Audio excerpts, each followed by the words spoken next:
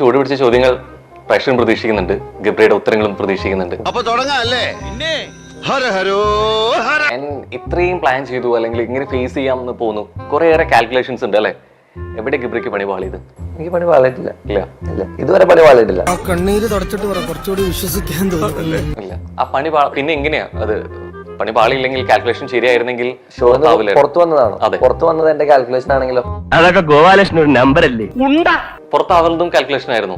അപ്പൊ ഒരിക്കലും അവിടെ ചെല്ലുമ്പോ, പക്ഷെ ഗബ്രി തന്നെ പറഞ്ഞിട്ടുണ്ട്, എനിക്ക് അവിടെ എത്തുമ്പോ 100 ദിവസം നിൽക്കണം, കപ്പടിച്ചില്ലെങ്കിലും 100 ദിവസം നിൽക്കണം എന്നുള്ളത്.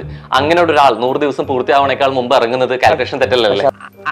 അതല്ല ഉദ്ദേശം. ഇതുവരെയുള്ള സീസണുകളിൽ ബിഗ് ബോസ് ഹിസ്റ്ററിയിൽ ഹയസ്റ്റ് TRP ഉള്ള സീസൺ ഏതായിരുന്നു? അറിയാമോ? അറിയില്ല, എന്നാ അറിയണം. ഈ സീസൺ ആയിരുന്നു. സീസൺ 6 ആയിരുന്നാണ് എന്റെ അറിവ്. ആളുകളുടെ ഇടയിൽ വില മതിക്കാനകത്ത വിലയാ തേങ്ങാ കൊലയാ. ഒരുപാട് പേര് 100 ദിവസം തികയാതെ പുറത്തിറങ്ങി പറയുന്നത് ഗബ്രി തന്നെ പറഞ്ഞു ഗബ്രി കാൽക്കുലേഷൻ ആയിരുന്നു.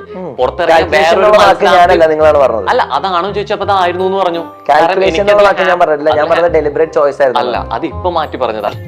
ആര്? ഞാനോ? അതെ, താൻ തന്നെ.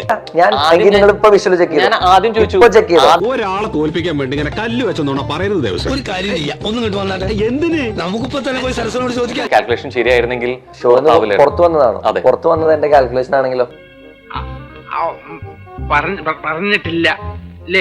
ഇവൻ പറയുന്ന നോക്കണ്ട, ഇവനിപ്പോ ഇങ്ങനെ ഇവന്റെ സമനില ആകട്ടെ.